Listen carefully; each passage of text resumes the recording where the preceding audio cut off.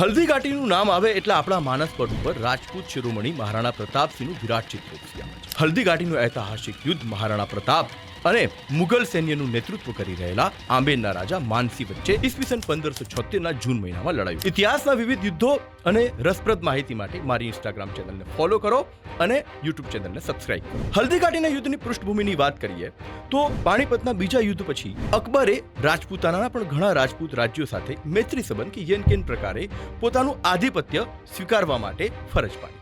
પરંતુ હજુ પણ રાજપૂતાનાના અડીખમ રજવાડું સામે ઊભું હતું, જેનું નામ હતું મેવાડ. હા, એ જ મેવાડ જેના મહારાણા સાંગાએ ખાનવાના યુદ્ધની અંદર ઈસવીસન 1527માં બાબરના મુગલ સૈન્યને ધોળા દિવસે તારા દેખાડ્યા. બાબર વિજયી થયો, પરંતુ ચિત્તોડગઢ જે મેવાડની રાજધાની હતી એનો કબજો લેવામાં નિષ્ફળ નીવડ્યો. મહારાણા સાંગા પછી મેવાડની અંદર તેમના ચોથા પુત્ર મહારાણા ઉદયસિંહનું શાસન છે. મહારાણા ઉદયસિંહે અકબરનું આધિપત્ય સ્વીકારવાની ના પાડી દે છે, એટલે ઈસવીસન 1568ની અંદર મુગલ સૈન્ય ચિત્તોડ ઉપર હુમલો કરે છે. 6 મહિના સુધી ઘેરો ગાલે છે. વીર રાજપૂત સરદારો જયમલ અને પન્ના મહારાણા ઉદયસિંહને સલામત સ્થળે ખસેડી દે છે અને પોતે વીરગતિને પ્રાપ્ત કરે છે. ચિત્તોડ ઉપર મુગલોનો કબજો થઈ જાય છે, પરંતુ હજુ પણ મેવાડના ડુંગરપુર, બાંસવાડા, સિરોહી, ઇવન ઉદયપુર એ મહારાણા ઉદયસિંહના શાસન હેઠળ છે.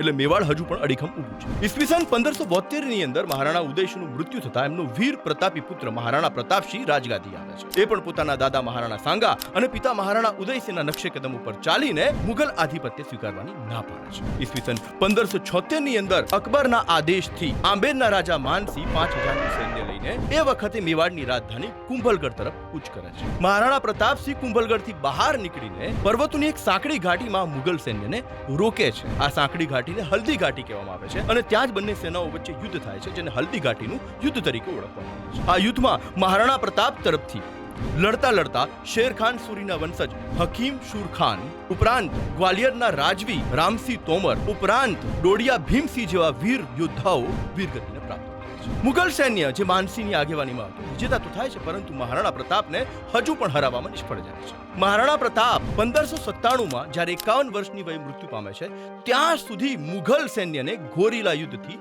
હંફાવતા રહે છે. પોતાના મૃત્યુના અંત સુધી એ અકબર એટલે કે મુગલોનું આધિપત્ય સ્વીકારતા નથી.